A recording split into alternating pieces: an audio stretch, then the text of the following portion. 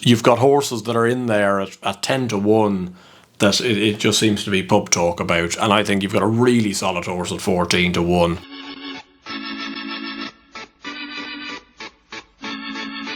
Hello and welcome along to the Let's Talk Racing YouTube channel in association with Racing TV. This is the first time we've made a video in a little while. And why is that, mate? Because we've moved. Well, as you've moved, should I say. There's been a bit of a break-up. You know, it's been really quite difficult.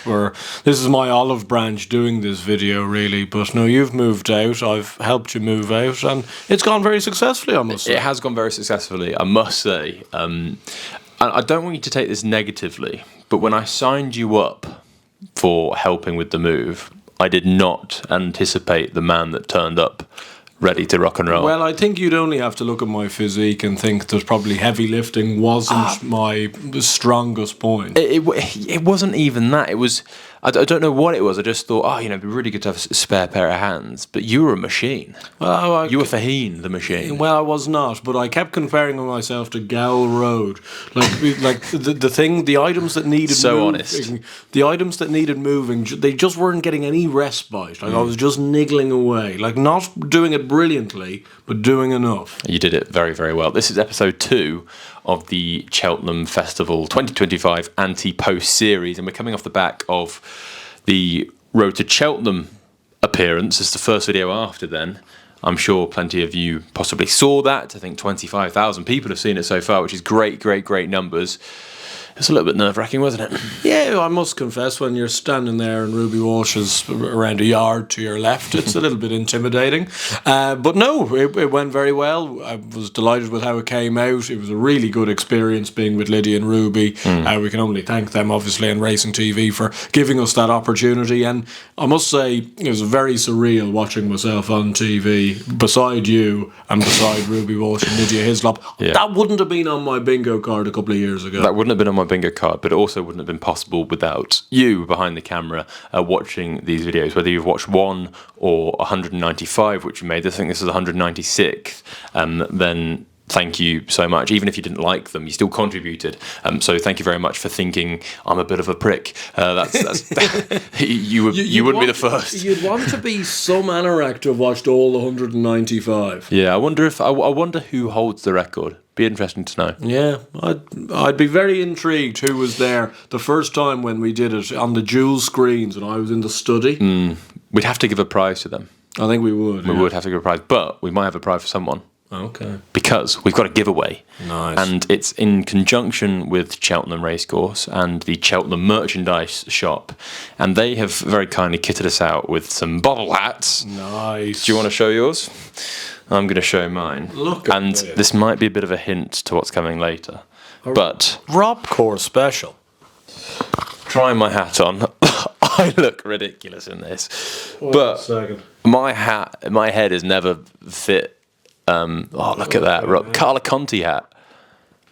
I don't want to give this away. I don't want to give this away. Why are you wearing your hat like that? I don't know. You're not Father Christmas, for goodness sake. I don't know how you wear these things. They've never suited my head. No. But I've now got so many, so I'm going to have to make use of them. But we're giving this one away, the Rob Core cap. So do show that on screen. And Cheltenham also do have some very nice ties that they've just released with Gold Cup winners on there. On this one here, you've got JP McManus, you've got Corto Star, Big Bucks, Qvega, not just Gold Cup winners, Moscow Flyer, Sprinter Sacro, Galopanda Chomps, Honeysuckle, Vassal Vega, all of those top horses that have won over the years. Best mate down there at the bottom.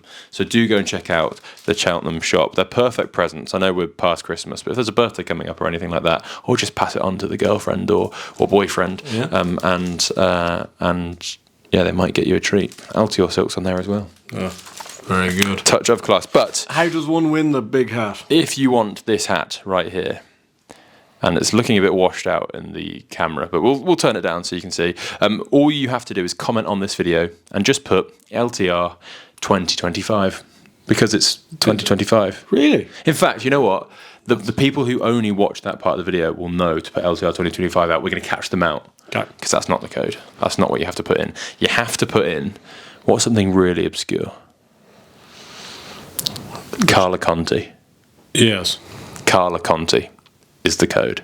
In block capitals. Block capitals, Carla Conti, and we will get your selection in, and we'll pick a winner out next week. And if you write something really nice about us as well, saying how great we are, we'll also put you at the top of the pile, as we always do. So please do get those down below, and we do hope you enjoyed this video. If you do, please hit that like button. It's going to be a general chat about how we feel about our current Ante Post selection, as well as a few we were umming and ahhing about, and then at the end we'll be revealing possibly 1 or 2 Cheltenham Posts, Ante Post selections each. So far, I've got Better Days Ahead at 16-1 for the 3 mile race. Still 16-1, having been beaten by Croke Park in a Grade 1. What was your thoughts on that run? It's hard because I didn't watch half of it. No. Because you couldn't see it. It was in the fog. Unfortunately. Was I a bit disappointed he couldn't beat Croke Park? Yes. Do I think he'll be a better horse at Cheltenham? Yeah, I still think he'll run in the race. Yeah. He suited the track very well in the Martin Pipe last year. I know it'll be on a run on a different course, but I still think he's got a chance. I think 16-1 is still quite big for him, because I do think he definitely goes there, and there's so many at the top of the market that are questionable, especially even the likes of Ballyburn. I know he's probably going to run there, but we don't know if he's going to stay. And we don't know these things about half of them up there. Like Il Atlantique's never going to run the race. I think he's third favourite. So there were a few interesting ones in there. I think the Jukebox Man was so impressive over Christmas. I think he is worthy of being probably at the head of the market, in my opinion. But Better Days Ahead has shown Cheltenham form. That was a really hot Martin Pipe. It looks that way anyway. And I think 16-1 is relatively fair. He's still 16-1. But off last year's form, if you told me he's going to be beaten by Croke Park, I'd have been disappointed. But off this year's form, Croke Park hasn't done too much wrong. He's beat Firefox. No, and I think Croke Park probably is one of these horses that only does enough, and therefore, are we always going to slightly underestimate him? Like, I loved Croke Park last year. Haven't backed him a single time this year, and he keeps on going in. That's just our luck. Yeah, well, unfortunately. But no, I can see what you mean. I think especially given... I agree with that market, and I know Ballyburn could come out, he could win the Flowgas or whatever it's called now, the 2 mile 5 at the DRF. But Impere Pass is going to run in that race as well, and I do not like Impere Pass for the 3 mile race at Cheltenham at all. No, and I don't think he'll run in the 3 mile race, if I'm being brutally honest. The only thing is, like, at the start of the season, I didn't think Ballyburn would run in the 3 mile race. He is probably going to run in it now. Would you really be fancying him in a 3 mile slog?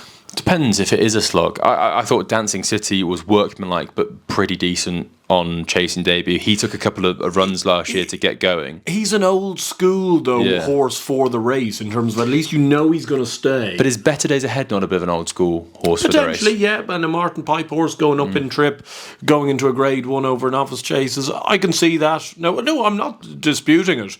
I would think he's one of those horses he'd probably wanted to be a relatively middling Brown advisory. And I think at the moment, so I echo what you're saying, that like the Jukebox Man should be favourite. He should be favourite. The one thing with Ballyburn, and I did touch on this on the Road to Cheltenham appearance, is I do think we're now almost pigeonholing Ballymore winners or Turner's Novice Hurdle winners, or whatever you want to call it, Gallagher's Novice Hurdle winners, as 2 mile champion hurdlers, because that's what that used to happen. Yeah. But we've not really had, at this stage of their career, a 2 miler that's good enough to compete in Grade 1 2 mile hurdles since Faheen, and the new one, really.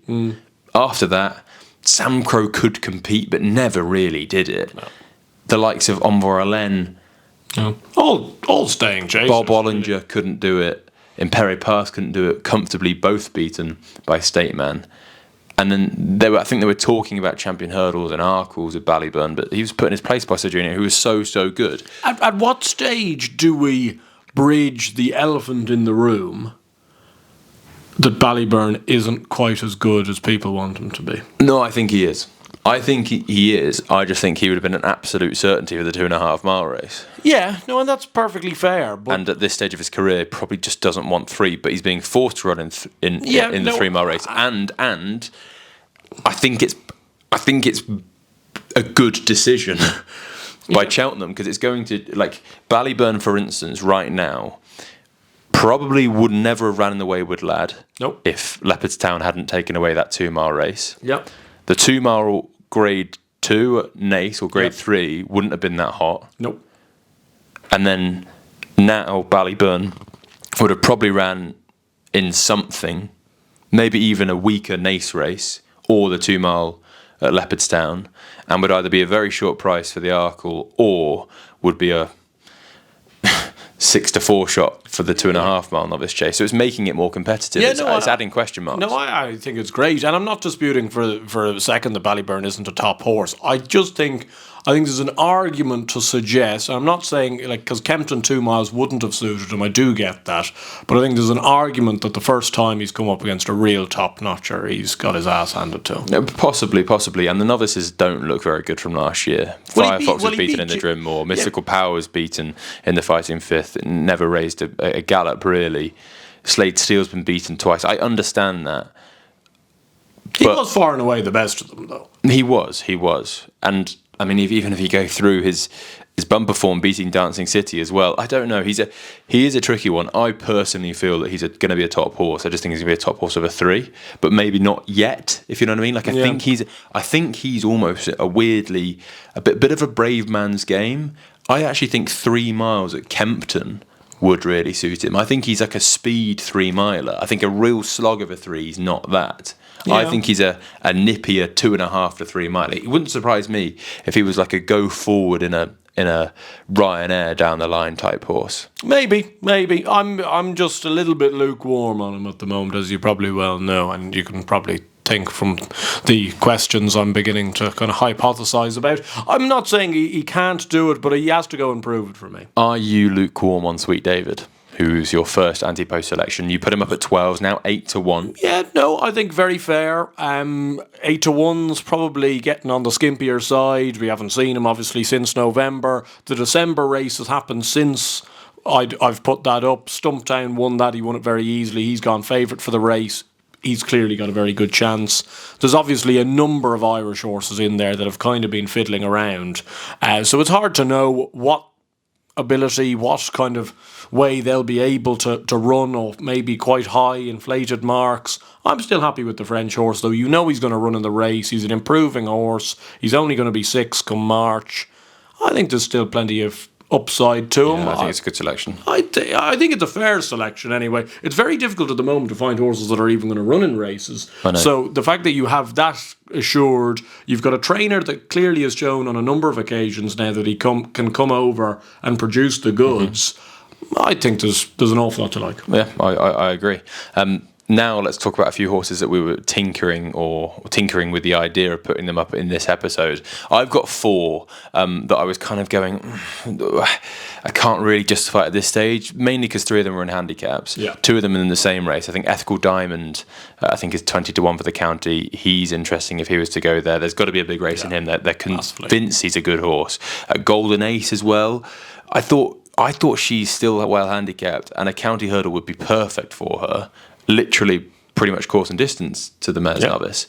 And she doesn't, I think she's been probably campaigned interestingly. I don't think she's a 2.5 mile, especially on tacky ground. And she's a speed horse, but they're going to either go to the Betfair Hurdle or the Kingwell. So I think they might miss Cheltenham. Jeremy Scott's saying that he's going to let the big boys play at Cheltenham. That was an outrageous statement, was it not? Yeah, we're talking about a Cheltenham Festival winner last year. Be brighter days ahead. Like, I know people might say, well, that race was a lump of trash. How did that happen? I get that. But this is a really fast horse. Yeah, she won't win a mare's hurdle because she won't stay. And yes, she won't win a champion hurdle. But I tell you what, Lucia finished 3rd in a champion hurdle last year. I don't think Golden Ace on decent ground at Cheltenham over 2 would be too far behind Lucia. No. And I just think in a county off a mark in the low 140, she'd have a right chance. But he's saying, we might go to Aintree. For what race? There isn't a 2 mile race there. I know. So why are they knocking their head off the wall with this 2.5 mile stuff? Know. Where the only reason she beat Brighter Days Ahead last year was for speed. Yeah. I backed Brighter Days Ahead at 10-1 on this series last year. 10-1. Can we just talk about that? Brighter Days Ahead at 10-1 for the mare's numbers to beat Golden Ace, who beat State Man 31 lengths. I can't deal with it. Anyway, the 2 other horses that I was tinkering with. I want to get a final demand in the team somehow. I was so impressed with him at Limerick. I really like him. His jumping can improve, but I think it will. I think he'll go to the Nathaniel Lacey at the Dublin Racing Festival next, and I do think he will, because Willie doesn't have really one for the 2.5 mile novice hurdle. He's got Kopek de Board who could go up. He's got Kate Dorhey. Kate Dorhey could go up. He doesn't have a Jasmine Devois who. No, he's useless. So I'm not sure Final Demand's right up to that yet, but there's an opening for a Willie Mullins novice for Paul Townend to ride anyway. So between that and the Bartlett, which I do think he would stay 3 as well, I think he's going to have a squeak. It wouldn't surprise me if he went into the Bartlett with a bit of the nice guy reputation, like a profile of having run twice, unbeaten, completely unexposed, and could massively go close. They cost an awful lot of money. They love him. He's very good at it. Yeah, it was an egg and spoon. It was. He did the job well, and he lived up to reputation. And then the other one I was tinkering with was in the Ultima. I think of Highland, who's 20-1 for the race. I think if he was to go there, he's got chasing experience on the side. I think he has to have one more run. Yeah, I think so. One more run, and then he'd be qualified. Yeah, but there's heaps of time for that. Loves Cheltenham, won there twice. Yep. Novice, unexposed. I don't think they'll run in the grade 1. No. Because they know that they can't be the jukebox man. No. So what do you do? Run on for 5th or 6th in that race? They won't do that. I think they'd have a right squeak in the Ultima if he went there, or they'd save him for Aintree and run in the grade 1 there, maybe. So yeah, they were horses I was tinkering with. Do you like any of them? Yeah, I can see the point. Certainly the 2 horses in the county hurdle. I think Ethical Diamond's a horse you just have to keep on side. They're messing around with that horse. He's a very talented horse on his day. Even like the DRF 2 mile handicap hurdle. Yeah, the problem with Ethical Diamond is you almost don't know when they're going to pull the trigger. You'd like to hope, considering the same connections won the county last year with Absurd, that they might want to win at Cheltenham again. I know actually I bumped into somebody. Now this is going to sound a bit ropey, but I bumped into a guy that clearly knew the owners. It was in a pub in Dublin over Christmas time at a relatively late hour. But he said that they'd bought a horse called Sons and Lovers, who I've checked out is a Jane Chapel-Hyam colt, who's rated like 108 on the flat, but he's going hurdling. So one to maybe keep on side next year. I think he's doing like the acclimatisation with Willie at the moment, but one to keep on side. Looking at these races, it's very difficult. I've always had Will Do in my mind for the Kim Muir. I've been down that slippery road before, unfortunately. Is he a novice? He is, yeah. Could he go for a national hunt chase? That's why this is stupid. This is the problem. Like, you're just dealing, like, you can't be putting this type of horse up at the moment because you've just no idea. Like, he could run in the Kim Muir, he could run in the national hunt chase, or he could sack them both off and run in the Irish National. Well, both Cheltenham races are 0 to 145. Yeah. They're both usually ran in by novices as well. Well, the national hunt chase you have to be a novice, but the Kim Muir, you always get loads of novices in there. And I know they run on different courses, but it just seems... It's ridiculously similar races. What's the point in them? Well, like, even nowadays, the National Hunt Chase isn't even an amateur rider's race anymore. I know. So, like, it's just becoming any old handicap. Like, I don't know if that is the difference with the Kim Muir being an amateur rider's race, but it's... No, like, it really means no odds. Yeah. Gordon has 3 between those 2 races, which is Shannon Royal, Cletus Poulaw, and Will Do. But, like, as I say, you just don't know. Like, none of them could run at Cheltenham. Like, we've been down this road with Run Wild Fred before. Yeah. You think he's a Rick for the Kim Muir. He probably was a Rick for the Kim Muir, and they went, nah, the Irish National's worth 10 times the prize money. So, that's fair enough. The one I've been very much humming and hawing about, and probably a little bit of kind of reputation precedes me, in terms of, I don't necessarily want to put it up because I don't want people to think that I'm just blindly backing these horses. And I'm probably not going to put it up also because I'm not sure the price is going to massively change between now and March. But I do believe Feet of a Dancer has a huge chance in the Pertemps. She's travelled into that race really nicely. She's 16 to 1. Look, she's just got an incredibly similar profile to Mrs. Milner. You know, she's a horse that, you know, probably has looked like she doesn't necessarily stay 3 miles in that run. So did Mrs. Milner when she qualified at Christmas time. Wouldn't surprise me if they took in the Mares Handicap Hurdle again at the DRF. 2 mile 2 seems to be a little bit too short. She's probably a 2.5, 2.6 horse, but it wouldn't surprise me if they ran her in the Pertemps because you can just travel. And when you can travel in those festival handicaps, gaps come for you. Where did she qualify? Came third at Leopardstown. Oh, right, over Christmas. Yeah. In that race, So I didn't realise that was because the one at the DRF isn't. Yeah, sorry. Exactly. The William Fry is, I'd say Parker Kings will go to that and Feet of a Dancer. And to be fair, the JP horse that did win that race at Christmas would have a right squeak in the final as well. Exactly. I thought it was probably between the two of them at the moment. Like, I know some people are kind of barking up Carl Terrell at the moment for Philip Fenton. He wouldn't really be for me. I'm not quite sure whether he has quite as much in hand. But that win some, lose some, I think it is the JP horse. He'd be very interesting. I'd probably be keeping him and Feet of a Dancer on side for that race. Well, it's time for our Ante Post selections, and I've got two, so I'm going to fire on. Yeah, both two genuine punts, by the way. Here, okay. The first one is in the Pertemps, which seems maybe crazy at this time of the season, but it's a horse who's won a Pertemps qualifier. I've spoken about him before, and he since ran in a Grade 1 quite creditably, and that is the Wool Park for Gordon Elliott and JP McManus. I think that we could see him maybe run once more between now and then, possibly not show his best, and then turn up in a Pertemps when the plans possibly mean that all along. They got him qualified. He was half cooked for the October meeting when he went and won, and this could be possibly a horse who's good enough to compete in a Stayers Hurdle, running in a Pertemps, maybe a bit like Cider Burley did for those couple of years. But he goes there because Gordon's got Tiupu already in the Stayers, and they try and win 2 races. I think he's improving so much. We'll love the spring ground, and I do really feel that he's a graded horse still on a workable mark. I know it's now in the mid 150s, but I still believe that he's good enough to win off that mark. Because with the race changing and evolving, where it was the first 4 qualifying and then it's now winning you're in, I do think you're going to get less and less quality in the race. Okay, yeah. And I think that he is quality, and I do think that he could have a squeak. Yeah, He's 10-1. I just think that if he runs in the race, he'll be 7-2 favourite. Yes. Oh, he'll be very well back. And yeah, he's 10-1. Anti-post rules obviously apply. I'm going to take a punt that he does run there. I think he will, and I think that 10-1 will be a good price, and I think he'll have an outstanding chance if he does run. Now, my other one is a 50-1 poke in the Mares Novices Hurdle in the same silks as Rich Ritchie, trained by Willie Mullins, and it's a mare called Riscabahia, who they got from France. Now, just purely off whispers, yep, they love her. Rich Ritchie came on and at the races production and said that she could have a real bit of quality. There was talk about her before. I spoke about her a couple of months ago in the videos. A lot of French experts absolutely love her. Willie, I think, really, really likes her, and they've been a bit patient with her.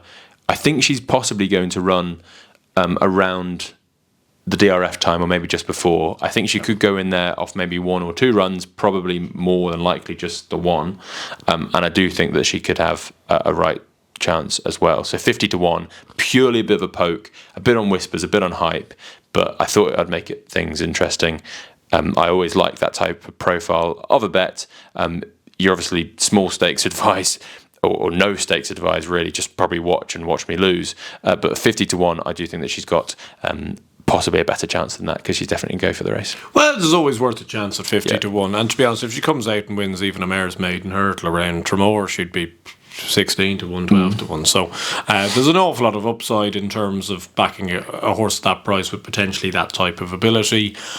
My one is in the Mares Novice Hurdle as well, though. That's not what I wanted to hear. And I would say it's not the flashiest. I would say it's not necessarily the one that's got the most upside in terms of potential or whispers, but I think it's the most solid horse in the market. Maureen's 5-1.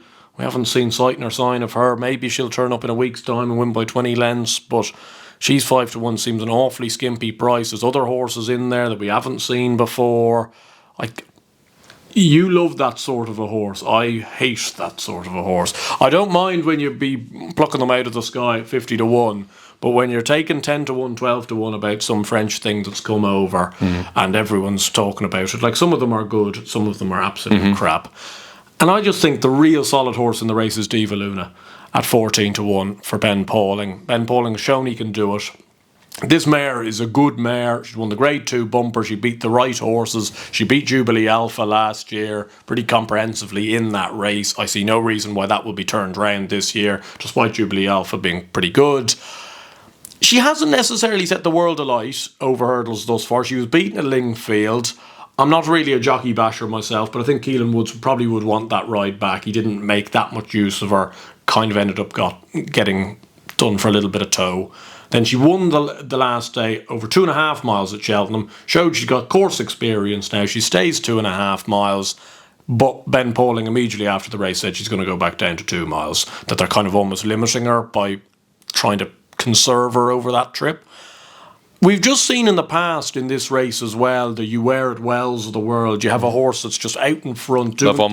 Love Envoy, doing things just the right way, just getting on with it. There's strong stayers at 2 mile 1.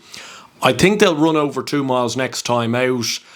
What type of races is the race at Exeter that Lucia won, where obviously the commentator got very excited. Next stop, Cheltenham. Fun, won the race last year. So it's been won by mares the last couple of years. Did Epatante win that as well? Before I think so, yeah. So it's a race that does have a very good roll of honour when you look back down. It's a couple of pretty decent geldings that have won it as well.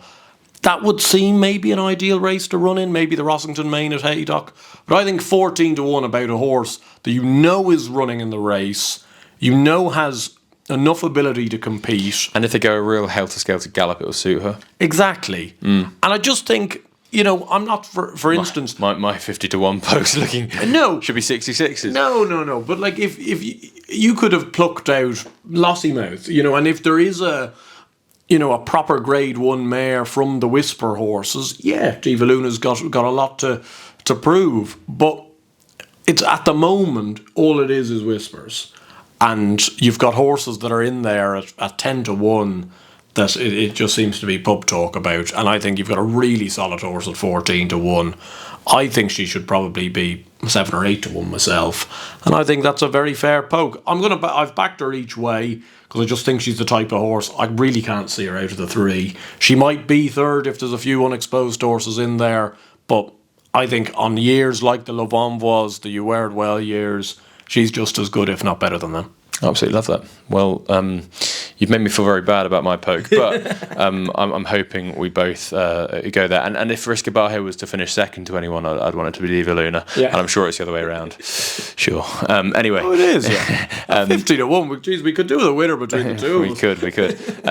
We do hope you've enjoyed that video. Please do get your comments down below. Remember, it's not LTR 2025, but those that know, know. And if you do like this video, please hit that like button, subscribe to the channel if you haven't already. And this room will look a bit better in the coming weeks and a bit more aesthetically pleasing. And when it does, I'll show you. So there we go. See you in a bit.